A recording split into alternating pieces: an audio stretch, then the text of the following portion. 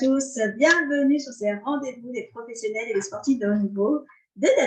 Comme d'habitude, hein, vous savez que on va vous partager plutôt des parcours très inspirants, des personnes qui ont fait pas mal de choses et l'objectif de ces rencontres avec ces personnes, c'est vraiment vous montrer que tout est possible et qu'on peut réussir si on croit en soi. Et aujourd'hui, je suis très contente et très honorée de recevoir Adja, elle a un profil multicasquette. Alors, elle est sportive de haut niveau, elle est haute véloce professionnelle, mais pas que. Et vous allez découvrir dans cette présentation de ces échanges d'aujourd'hui. Donc déjà, je tenais à te remercier, Adja.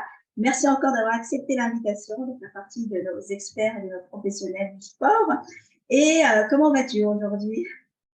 Déjà, bonjour et merci pour l'invitation aussi. Ça me fait énormément plaisir de pouvoir partager un peu mon expérience. Écoutez, je vais bien, tout va bien. Et la fin de l'été, voilà, on prépare l'hiver, on prépare le reste de l'année, quoi. La rentrée, qui est un peu difficile, je pense, pour nous tous, à reprendre. C'est ça. Effectivement, l'été est fini et là, on va repartir sur de bonnes bases. C'est aussi, donc là, on va en profiter de recevoir des conseils, des pépites que tu vas nous partager aujourd'hui. Alors, j'aimerais que tu te présentes pour les personnes qui ne te connaissent pas encore, qui vont venir te découvrir là sur cette interview.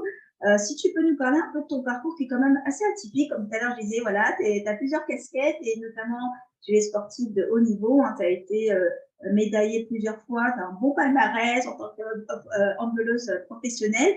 Donc, est-ce que tu peux te présenter en quelques mots, s'il te plaît? Donc, je m'appelle Adja, j'ai 31 ans. Je suis née donc à Épernay dans la Marne, où j'ai commencé d'ailleurs le handball à l'âge de 13 ans. J'étais assez précoce, donc j'ai été repérée très très vite à l'âge de 14 ans pour entrer en structure au Pôle Espoir de Metz, qui était à peu près un peu plus de 200 km de chez mes parents. C'était pas facile du tout. Déjà au niveau de la famille, parce que nous, on est musulmans, par exemple, chez nous. Laisser partir ta fille à 14 ans, forcément, c'est pas facile pour les parents. Moi, je suis issue d'une famille de 7 enfants. Je suis la 6e. J'étais un peu le bébé, la dernière fille, quoi. Donc, c'était pas facile pour mes parents. Après, j'ai eu la chance parce que j'ai un de mes grands frères qui faisait aussi du sport de haut niveau au niveau de la boxe et qui a dit à mes parents, il faut la laisser partir, ça peut être bien pour elle, quoi. Ça peut changer un peu, etc., etc. Donc, j'ai intégré donc, à l'âge de 14 ans donc, le lycée Robert Schumann, le pôle espoir handball de Metz, pendant 5 ans. Je suis entrée en troisième, de la troisième à la terminale. Pendant 5 ans, pendant 4 ans. Et là, c'était super dur. Comme moi, je suis passée vraiment de 2 entraînements, et encore, c'était quand je voulais à Épernay, à entraînement tous les jours, 2 fois par jour. C'était hyper, hyper dur. Et puis, je ne savais même pas dans quoi je m'embarquais. Moi, j'avais à peine 1 an de handball. Je n'avais jamais vu un match de haut niveau. Moi, je faisais du handball vraiment parce que j'aimais ça. Je n'avais pas commencé le handball pour avoir une carrière pro. Et au final, la carrière pro s'est offerte à moi. Très difficile la première année. Deuxième année, j'ai vraiment explosé au niveau progression, parce que j'étais très en retard par rapport aux autres. Il me manquait énormément de base, étant donné que ça faisait 1 an que je faisais du handball. Derrière ça, j'ai intégré les équipes de France Jeunes, l'équipe de France Espoir, et j'ai commencé à jouer mes premiers matchs en professionnel à l'âge de 16 ans et demi avec le club de Youth Handball en D2, donc très fier, très précoce. Et d'ailleurs, tout a été crescendo pour moi. J'ai changé de club à 2 reprises avant vraiment de m'installer bien comme il faut à Cannes, où j'ai vraiment explosé. Je mettais énormément de buts et j'ai été recrutée du coup par un très grand club, le Fleury-Loiret Handball, qui à l'époque venait d'être champion de France, etc. Et c'est là vraiment que j'ai pu goûter au très très haut niveau national, j'ai envie de vous dire, parce que j'ai gagné mes premiers titres en France, j'ai remporté la Coupe de la Ligue, vice-championne de France, j'ai joué la Ligue des Champions. Par exemple, j'ai pu découvrir ma première fois la Coupe d'Europe, donc c'était quand même extraordinaire.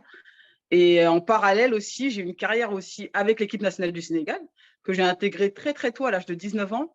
Et c'est pareil, ce qui m'a plu, c'est que on est né en France, même si on y va, au final, on sait qu'on connaît jamais vraiment bien son pays.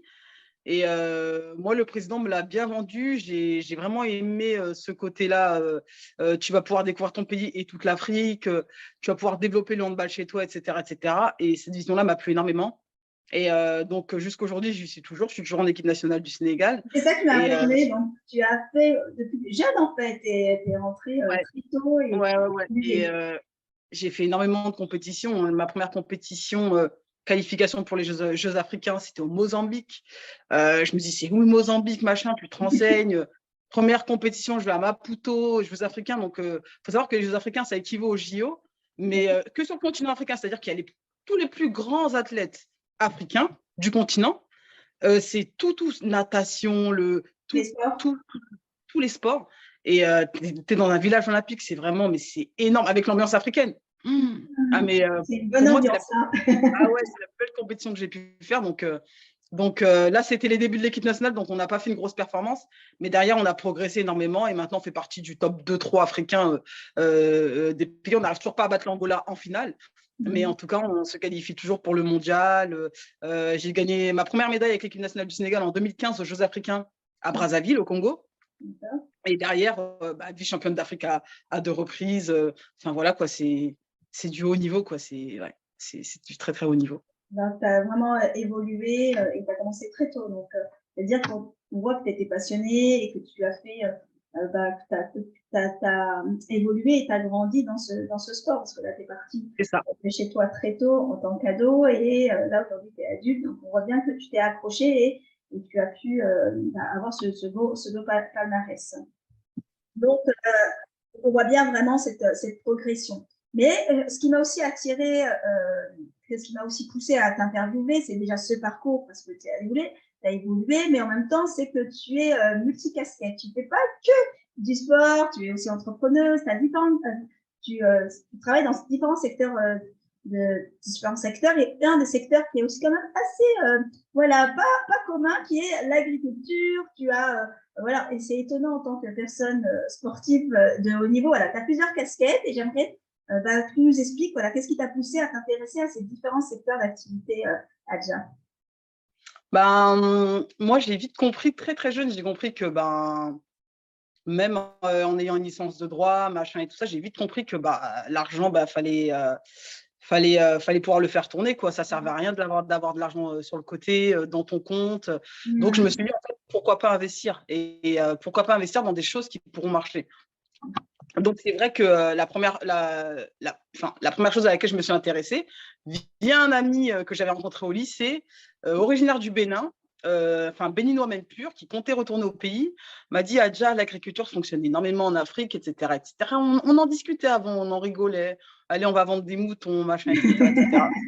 Et derrière, en fait, on s'est dit, je me suis dit, mais pourquoi pas, en fait, on achète une parcelle de terrain et on voit ce qu'on peut faire sur la parcelle de terrain. Et c'est comme ça que tout a commencé. Donc, j'ai commencé à faire de l'agriculture, du coup, au Bénin. Donc, avec un ami à moi qui s'appelle Gérard Philippe, que je salue d'ailleurs. Et ça va, on fait nos petits légumes, on a quelques animaux, quelques poules, etc. etc. C'est pas quelque chose qu'on a énormément développé, mais c'est quelque chose qui fonctionne en tout cas. Et puis, les gens sur place sont très, très contents. Voilà, en plus, mon associé est très carré là-dedans au niveau de la production des légumes, des machins, etc. Donc, c'est quelque chose qui fonctionne quand même pas mal.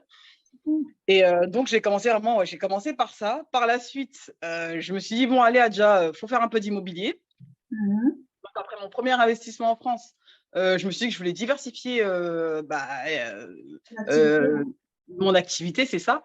Et je me suis dit, j'ai mon meilleur ami, du coup Jean-Michel, qui est un amoureux du Mexique, qui allait depuis très très jeune là-bas, et m'a dit, Adja, écoute, moi j'ai commencé à acheter là-bas, c'est hyper intéressant, j'ai une boîte française, etc. Parce que moi j'aime un peu peur, forcément l'étranger ça fait peur, hein. On ne peut pas prendre de crédit pour acheter à l'étranger, il faut du cash, faut un peu d'argent de côté, quoi. Tout à fait. Et il m'a dit, ça commence pas cher, ça commence à partir de 20 000, etc. Si tu en as, vas-y. Et j'ai commencé comme ça m'a énormément plu. J'ai eu des belles rentrées d'argent. Et comme je l'expliquais, avec le sport de haut niveau, on paye tout le temps nos loyers, on est rémunérant, on a nos loyers qui sont payés. Moi, je savais pas où est-ce que je voulais vivre, donc je me suis dit, c'est la bonne planque, tu investis, tu as des biens immobiliers, tu as des rentrées d'argent. Et puis, dans 10 ans, dans 15 ans, quand de toute façon ça aura pris, dans des villes comme Cancun, hyper touristiques, etc., eh ben, tu pourras revendre tout ça, récupérer tout ton argent et acheter la maison que tu veux pratiquement en cash, j'ai envie de dire, pratiquement en cash. Donc, en fait, derrière, bien sûr, j'ai pensé encore une fois au business et je me suis dit, mais pourquoi pas me proposer à la boîte et leur demander si je peux proposer cette solution d'investissement en France. Parce qu'au final, en investisseurs français, on n'était que 3. Moi-même, mon associé, qui est maintenant Jean-Michel, qui est maintenant mon associé, et une autre personne. Et du coup, on s'est dit qu'on allait essayer de développer ça en parlant de la problématique à mon associé. On a développé ça et c'est quelque chose qui fonctionne énormément, qui fonctionne super bien. Il y a plein de sportifs qui investissent maintenant. J'ai des gens de la télé qui investissent. J'ai aussi plein de, entre guillemets, de personnes lambda. Nous, on appelle ça des moldus, les gens qui ne font pas de sport. On a plein de moldus qui investissent aussi. Donc, en fait, tout se passe bien et le business fonctionne super bien. Donc, tu t'es pas arrêté là, tu as continué à développer ta deuxième activité. Et du coup, tout en faisant du sport, en plus. Tout en faisant du sport, exactement. Et c'est encore mieux parce qu'en plus, dans le sport, on a énormément de contacts, on change de club. Telle personne connaît telle personne. Moi, je connais des basketteurs. Moi, je connais moi, j'étais à l'école. Le réseau est énorme dans le monde du sport. Donc, en fait, ça peut aller super, super vite. Les gens, bien sûr, sont très réticents aussi parce que ça reste de l'investissement à l'étranger. Ça reste comme des belles sommes d'argent. Mais quand ils voient que ça fonctionne, derrière, ils n'hésitent pas à remettre, quoi. Donc, ça, c'est un business qu'on a bien réussi à développer. Donc, je suis très contente. Ça marche super bien maintenant. Ça tourne super bien. Et la dernière chose aussi que j'ai fait récemment, là, il y a quelques mois, donc j'ai ouvert aussi une boîte au Sénégal, une société au Sénégal, qui s'appelle Lionheart Sports, où on fait tout ce qui est revêtement sportif, c'est-à-dire on peut faire du parquet, comme poser du gerflore, comme faire des city-stades, également des petits terrains plutôt pour les villes, pour les municipalités, des petits terrains multifonctions où il y a du ski, il y a du basket, etc. Vraiment sur sur le sport, quoi, sur le domaine vraiment du sport. Et j'ai ouvert ça du coup avec un associé à moi qui est tunisien et qui a une grosse expérience dans ce monde-là. Hein. C'est quelqu'un qui a bossé des années pour Gerflor et qui a notamment posé les terrains pour au JO en 2016. Et donc, on s'est dit pourquoi pas faire ça. On s'était rencontrés en 2015 au Congo et au final, en 2022, on se retrouve à ouvrir une société ensemble au Sénégal. Donc, tout va bien. C'est bien, oui. Et puis, je vois que voilà, des bonnes rencontres et chaque fois avec des personnes qui étaient restées quand même dans le domaine du sport. Là, c'est les infrastructures sportives. Donc, voilà. Et encore à côté des entraînements en tant que sportif de haut niveau. Donc là, on voit bien que tout ça, je pense, nécessite le fait que tu es toujours en train de développer. Tu vois, tu t'es pas arrêté. Tu t'es pas arrêté à une activité, d'où les multi-casquettes que tu as, hein, et ça, c'est très bien. Et tout ça, il faut aussi pouvoir faire, et c'est oser faire les choses, et ça nécessite quand même de la confiance en soi. Donc, je pense que tu as quand même un niveau de confiance élevé pour pouvoir oser te lancer, comme tu as dit, il y a certaines peurs, investir à l'étranger, etc. peut amener des peurs, mais tu as cru à tout ça. Je pose une question toujours aux personnes qui viennent à notre rencontre, c'est la question, c'est, je pose la question de savoir pour toi si tu devais définir la confiance en soi. Parce qu'on n'a pas tous la même définition. Hein. Toi, elle serait, que dirais-tu sur la confiance en soi? C'est quoi pour toi? Moi, je trouve que c'est vraiment quelque chose qui est difficile à décrire en soi, en fait, parce que j'ai vraiment du mal à décrire ce sentiment. Oui, mais moi, c'est quelque chose, honnêtement, que j'arrive à percevoir énormément chez les gens quand je discute avec eux, dans l'attitude, dans les postures, dans beaucoup de choses. Hein. Moi, je peux voir des gens marcher dans la rue et savoir si ces gens-là ont confiance en eux ou pas. Et c'est quand même dingue. Pour moi, en fait, ça se définit dans vraiment plusieurs choses. Pour moi, dans la posture, etc., c'est-à-dire quand on ne connaît pas la personne. Et après, ça... Je sais pas. Moi, souvent, ce que je dis aux gens, quand on me demande « Ouais, tu as confiance en toi, comment tu fais ?» Moi, je leur dis, de toute façon, si je n'ai pas confiance en moi, qui aura confiance en moi? Enfin, si je ne crois pas en moi, qui croira en moi? Donc, en fait, c'est ça le problème. Nous, on part déjà, en plus, enfin, c'est pas méchant, mais on part avec, entre guillemets, des handicaps. Moi, je suis noire, je suis une femme. Déjà, on est des femmes. C'est pas facile. Je suis noire. C'est pas facile. Des études d'immigration. On n'a pas de famille, les parents, ils n'ont pas fait 10 ans d'études, etc. Donc, rien n'est facile pour nous. Donc, si on n'a pas confiance en nous, on n'avancera jamais dans la vie. On n'avancera jamais dans la vie. Et puis, ce que je leur répète aussi, souvent, même au niveau des investissements, il faut de la confiance en soi pour investir. C'est vrai. Mais le souci, c'est que, comme je leur dis, moi, je n'avais rien avant. Donc, en fait, qu'est-ce que ça va changer à ma vie? Le risque que je prends, c'est pour changer de vie. C'est pour avoir une meilleure vie. Mais je connais déjà, moi, la pauvreté, en fait. C'est pour les gens qui ne connaissent pas la pauvreté que c'est dur de faire ça. Mais moi, je m'en fous. J'ai connu la pauvreté, j'ai connu tout ça avant. Enfin, la pauvreté, entre guillemets. Hein. C'est-à-dire que mes parents n'avaient pas les moyens, mais j'ai jamais crevé de faim, quoi. mais je sais ce que c'est que la galère. Mm. Donc, en fait, il n'y a rien qui me fait peur maintenant. Et puis, avec tout ce que j'ai subi dans ma jeunesse, etc., sans parler du racisme et tout. Mm. Donc, maintenant, honnêtement, pour moi, faut vraiment avancer avec tes propres sentiments et tes propres ressentis. Il ne faut jamais écouter les gens, surtout. Parce que si Mm. tu écoutes les gens, ça va déjà réduire ta confiance en toi par 2 et tu ne feras jamais rien de la vie. C'est clair et tu l'as dit, c'est vraiment ce sentiment en fait qui va être propre à soi, chacun, et en même temps, personne ne peut faire les choses à ta place en fait, c'est toi. Donc la confiance, c'est à toi aussi de la développer, mais on voit de plus en plus de personnes qui manquent de confiance et là tu as dit, donc tu le vois, donc toi tu l'expliquerais de quelle manière ce manque de confiance chez les adultes que tu vois autour de toi, là tu as parlé de la posture, des fois, dans la marche, tout de suite, tu sais que la personne n'a pas confiance. Ah ouais. Il y a quoi comme autre chose qui fait pour toi, ça s'expliquerait comment? Pourquoi ils n'ont pas confiance en eux? Par exemple, là, dans le domaine hors sportif, hein, Ouais. voilà, toi, tu donnerais quoi comme, à ton avis, c'est dû à quoi? Pourquoi ils n'ont pas confiance, les gens? Pour moi, les gens maintenant n'ont pas confiance parce qu'ils pensent qu'à se comparer aux gens. Déjà, pour commencer, les gens passent leur temps sur les réseaux sociaux, leur vie sur les réseaux sociaux. Ils vont voir qu'il y aura toujours, excusez-moi du terme, mais une meuf qui sera plus bonne que toi, qui sera plus belle que toi, qui aura une plus belle voiture que toi. Mais tu sais même pas ce que cette personne, elle vit dans la réalité. Tu sais même pas, peut-être qu'elle est triste, c'est même pas sa voix. Tu sais pas ce qu'elle fait de sa vie. Et les gens, en fait, sont complexés. Et derrière, ça leur donne des frustrations et des complexes. Et à cause de ça, ils n'ont pas confiance en eux. Alors qu'ils ne comprennent pas que tout ce qui est réseaux sociaux, c'est même pas la réalité, en fait.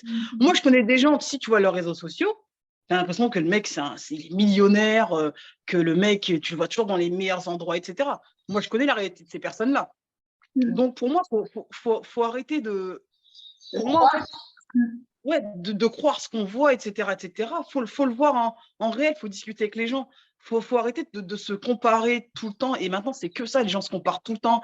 Ouais, mais elle se fait ci. Ah, mais elle part en vacances là. Ouais, mais elle va souvent à la mer. Oui, mais regarde, elle a une belle tête. On s'en fout, pense à toi. Je suis pas la plus belle du monde, mais Dieu merci, j'ai un mari. La plus belle du monde, bah, elle a peut-être pas de mari aussi. Enfin, ça veut rien dire. Chacun trouve chaussure à son pied. Et les gens ne pensent qu'à se comparer tout le temps. Et le souci aussi, c'est que c'est dû aussi à notre, moi je pense à notre pays. La France n'aime pas trop ça aussi, n'aime pas les gens qui ont confiance en eux. La France n'aime pas les gens, c'est tout ça passe tout de suite pour de la prétention. Ouais, elle a le boulard, elle a la grosse tête, alors que rien à voir. En France, en fait, tu n'as pratiquement pas le droit d'avoir confiance en toi. Si tu as confiance en toi, c'est que ça devient presque problématique. Et c'est dû à notre société française, en fait. Moi qui ai énormément voyagé dans le monde entier, je me rends compte que dans des pays comme les États-Unis, par exemple, ils poussent les gens à avoir confiance en eux. Ils poussent les gens à faire de l'argent, ils poussent les gens à ça. En France, non. C'est voilà, si tu as de l'argent, ah ben sois discret. Si tu as de l'argent, non, pas trop une grosse voiture, non, machin et tout ça. Parce que les gens voient le mal partout. Et c'est notre société aussi qui fait ça. C'est pas que les réseaux sociaux. La France en elle-même aussi, c'est compliqué. En France, c'est très compliqué d'avoir confiance en soi. Et après, il y a d'autres facteurs, hein. Il peut y avoir aussi des facteurs au niveau de la famille, des facteurs au niveau machin. Il y a plein d'autres facteurs qui peuvent intervenir. Mais pour moi, les 2 gros points, c'est vraiment notre société, entre guillemets, en France et aussi les réseaux sociaux. Les réseaux sociaux, la comparaison. Et je te rejoins dans ce que tu dis, c'est vrai, c'est que notre culture nous pousse pas, et on le voit déjà dans l'éducation très tôt, tu vois, à l'école, on ne nous apprend pas à avoir confiance. Tu vois, dans les pays nordiques, ou bien là aux États-Unis, au contraire, on va pousser très tôt, tu vois, même aux États-Unis, j'avais vu des reportages, tu as des jeunes, même pas, ils sont même pas encore ados, qui sont multimillionnaires, qui ont déjà des entreprises, donc on pousse vraiment les jeunes, les enfants à croire leur potentiel, à croire en eux, en fait. Et nous, effectivement, on va avoir tendance à avoir peur de cette différence ou à se sentir inférieur et on fait tout de suite comme si c'était quelque chose de toute puissance, comme si on était, oui. Alors que c'est que la confiance. C'est intéressant ce que tu as dit dans les pays nordiques, c'est vrai, parce que moi j'ai vécu aussi 1 an en Norvège, j'ai joué là-bas, et c'est vrai que ça n'a rien à voir. Moi là-bas, j'ai vu la plupart, par exemple, des gens ici de l'immigration, il y avait énormément des gens ici du Pakistan, enfin énormément entre guillemets, hein, du Pakistan, d'Afrique subsaharienne ou même enfin, Afrique de l'Est, etc. Tu voyais leur métier, mais les mecs, médecins, ingénieurs pétroliers, machin, j'en ai pas vu un, entre guillemets, qui avait un métier, j'ai presque envie de dire un métier lambda. Et j'ai dit, mais comment en fait et tout? Bah, là-bas, en fait, ils te donnent tellement ta chance, ils veulent tellement pousser les gens à l'excellence, qu'en fait, que tu sois de telle couleur, de telle culture, de tel machin, ils en ont rien à faire. Eux veulent des gens qui bossent. Et c'est grâce à ça que même les gens ici d'immigration là-bas ont des boulots au top parce qu'en fait, on n'est pas là à essayer de les rabaisser tout le temps aussi. C'est clair, c'est clair. C'est clair. Donc là, on voit, voilà, c'est un exemple, mais c'est aussi une explication. L'environnement, le conditionnement L'environnement, joue ouais. énormément, comme tu viens de le souligner. Alors moi, ce qui m'a aussi poussé à t'interviewer, ça on ne l'a pas dit en introduction, on va dire là, c'est que tu as fait Koh-Lanta, parce que là, le but, c'est de montrer que tout est possible, qu'on peut pousser tout ça, et de croire en soi. Et donc, tu as fait la saison Les 4 Terres il y a 2 ans, en fait, et j'aimerais bien que tu nous parles un peu plus tu nous parles de cette expérience, qu'est-ce qui t'a, parce que tu as poussé tes limites, hein, même si tu le faisais déjà dans le milieu sportif, là, c'est dans un autre contexte, hein, un contexte inconnu. Savoir, et en plus, faut croire encore en soi pour pouvoir faire ce type d'expérience, on va dire. Voilà, dis-nous un peu, qu'est-ce que tu as appris, quels ont été tes défis là-bas et qu'est-ce que tu as appris de cette expérience de Koh-Lanta? C'est une expérience qui est vraiment extraordinaire. Il n'y a pas de comparaison. En fait, moi, j'ai toujours eu l'habitude de pousser mes limites dans le monde du sport de haut niveau, mais ce qui se passe sur Koh-Lanta, honnêtement, c'est un autre monde, quoi. C'est autre chose. La faim, le froid, le fait de se retrouver sans rien, sans téléphone, sans rien, honnêtement, c'est une expérience qui est compliquée à décrire. Et même entre nous, on se dit tout le temps, même en expliquant, les gens ne peuvent même pas comprendre à quel point c'est difficile. Parce que ce qu'on voit à la télé, c'est 2% de notre galère. Hein.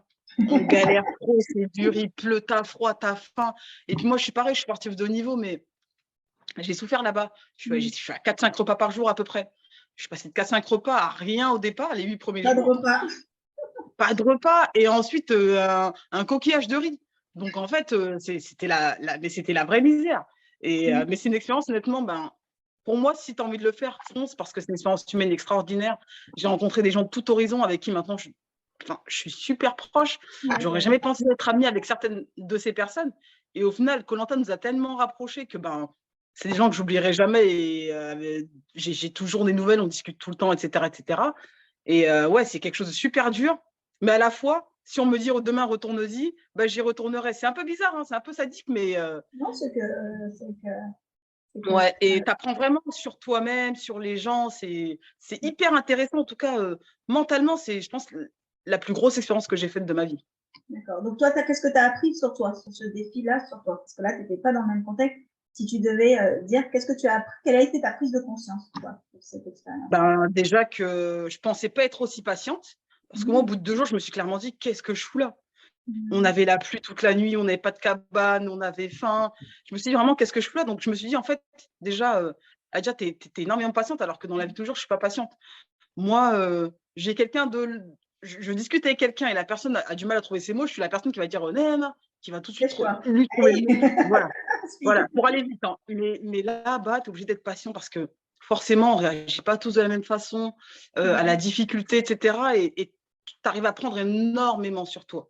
Même moi, avec ma grosse personnalité, j'ai énormément pris sur moi et j'ai énormément aussi appris sur moi. C'est-à-dire à quel point le corps humain est fort déjà. Quand tu vois que tu bois que de l'eau pendant 8 jours, hein, moi, en plus, pourtant, je fais le ramadan et tout. Je me suis dit, bon, ça va, déjà, tu fais le ramadan et tout. Non, ça n'a rien à voir. Le ramadan, tu manges le soir, Dieu merci. Là, c'est pas là-bas, ça que vous mangiez, là. Là, tu dors, tu as faim, tu te réveilles, tu as faim, tu penses qu'à ça, tu es obsédé par la nourriture. Tu te laves pas, voilà. Et c'est des choses, même la douche, les gens te disent, oui, comment vous faisiez, vous n'avez pas de papier toilette, mais je les regarde en mode, vous êtes sérieux? De l'eau, ça suffit. La douche, c'est comment? Mais tu penses même pas à la douche tellement tu as faim, tu vois? Et tu te rends compte qu'en fait, il y a vraiment le corps humain, il y a des priorités au niveau du corps humain. Tu t'en fous de ton odeur quand tu es là-bas. Honnêtement, pas une fois, j'y ai pensé. C'est après, quand les gens m'ont posé des questions, que je me suis dit, ah ouais, en fait, on ne s'est pas lavé pendant 26 jours, je ne me suis pas lavé. Mais sur le coup, tu n'y penses pas du tout, en fait. Moi, sur le coup, j'étais en mode, j'ai la dalle.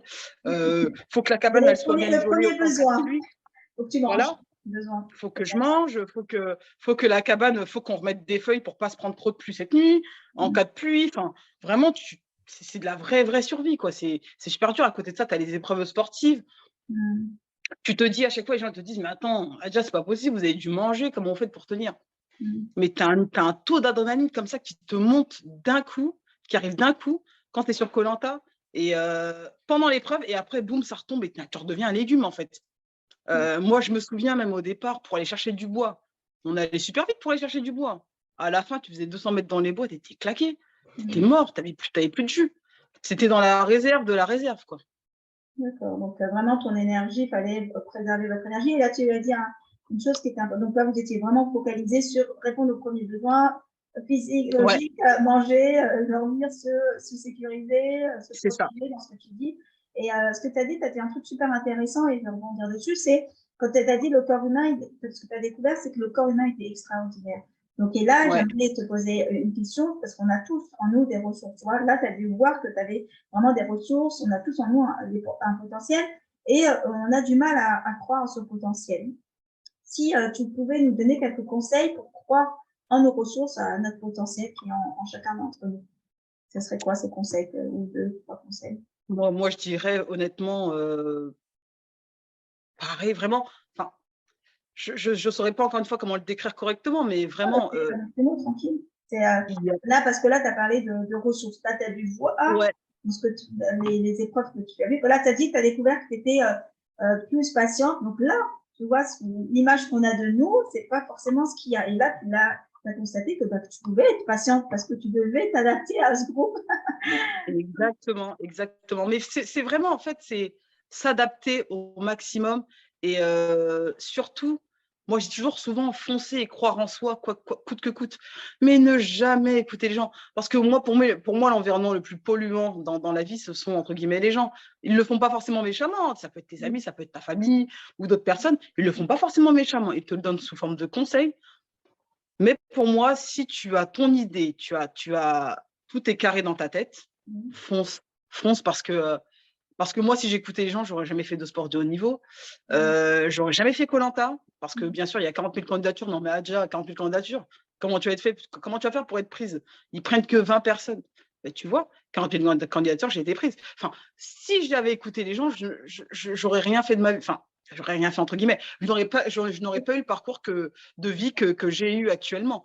Donc, pour moi, c'est vraiment en gros croire vraiment en soi à 100% et foncer. Foncer, foncer, foncer. Ouais, et puis s'écouter, quoi.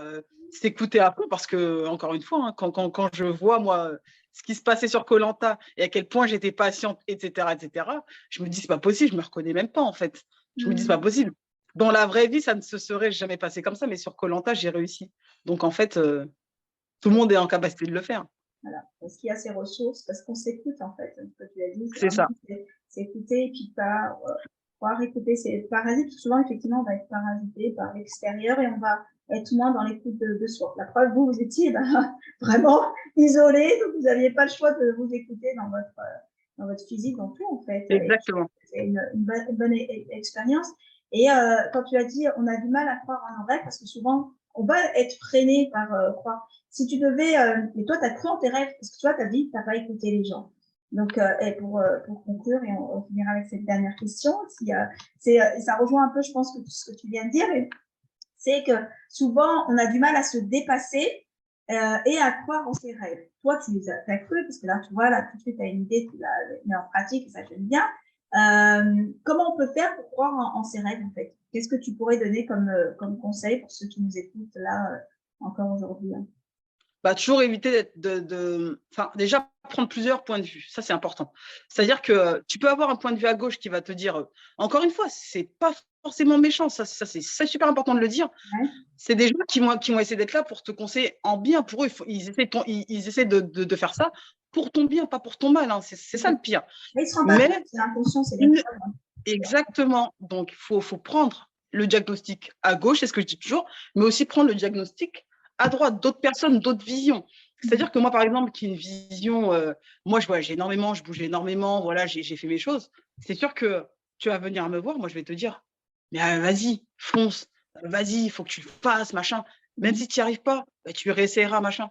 Et tu as la personne à droite qui va te dire, oh non, faut faire attention, c'est des risques, tu risques de perdre ton argent. La personne elle va te montrer tous les côtés sombres. Et en fait, tu auras tous les côtés sombres de cette chose, mais tu auras aussi tous les côtés éventuellement positifs de cette chose. Et ça, c'est bien parce que derrière, avec ça, tu vas réussir à prendre ta propre décision en ayant, entre guillemets, tous les points de vue. Et ça, c'est super important. Quand c'est trop positif, il faut aussi aller voir un peu les gens pessimistes. C'est important aussi. Parce que les gens pessimistes, souvent, ils te disent des choses aussi qui sont importantes. Il faut faire attention. Ils ont une autre vision des choses aussi. C'est hyper important. Il n'y a pas que les gens négatifs qui peuvent te faire chier, c'est aussi les gens trop positifs qui peuvent te faire chier. Donc, c'est important d'avoir vraiment un bon mix et un bon brassage parce que derrière, c'est toi et toi-même qui prendras la décision. Et là, tu auras tous les éléments et tu pourras faire ce que tu veux. Tout à fait. Donc ça, c'est vrai, on ne pense pas ça. On dit souvent oui pour éviter la négativité, alors que non, parce que c'est là, comme tu as dit, d'avoir deux angles de vue, positif, négatif, et de voir vraiment. Bien sûr. Non, parce qu'on ne pense pas forcément à des choses que eux vont penser, tu vois. Mais c'est exactement ça. Et c'est important, honnêtement, c'est important. Moi, j'ai une copine, c'est ma sœur, elle est comme ça. Elle me gonfle parfois, mais elle a raison. Elle te trouve toujours des trucs, mais je me dis, mais comment tu peux aller aussi loin? Mais en réalité, elle va trop loin dans sa tête. Elle est perchée, elle va trop loin dans sa tête. Mais c'est bon à savoir. Et du coup, elle me permet de voir des angles de vue auxquels je n'avais même pas pensé. Et c'est des choses que j'ai pu anticiper au niveau de mon business. Ouais, c'est les gens qui voient en fait plus loin, mais qui ont un filtre plutôt négatif. Donc, ils vont voir toutes les petites failles et que nous, voilà, quand on est optimiste, C'est ça. Un peu parano, un peu paranoïaque. Ouais, mais regarde. Non, c'est même pas ça, c'est les états d'esprit. C'est les gens, ils vont voir, ils vont avoir sur leur système de pensée plutôt, voilà. Il y en a, ils vont dramatiser, il y en a qui voient la négative, il y en a, ils voient que le positif, ils voient jamais le négatif, tu vois, des choses. Et là, c'est ça, à l'état inverse. D'accord, donc là, c'est vraiment chose qui permet d'aller au bout de ses rêves, en fait. C'est ça que tu as dit. C'est ça. Il y a tellement de choses à dire et c'est super, super intéressant ce que tu viens de nous partager. Adja, on va s'arrêter là parce que sinon, je m'étalerai encore. Où on peut te retrouver, dis-nous, où on peut te retrouver et quelles sont tes actus, les dernières actus là, du moment? Alors, déjà, on me retrouve souvent sur Instagram, via le pseudo. C'est là où j'ai échangé avec toi, c'était Instagram. Donc, je mettrai les liens en dessous. Je mettrai les liens. Donc, voilà. Redis pour mon Instagram, c'est Adjanas, Hadjanas.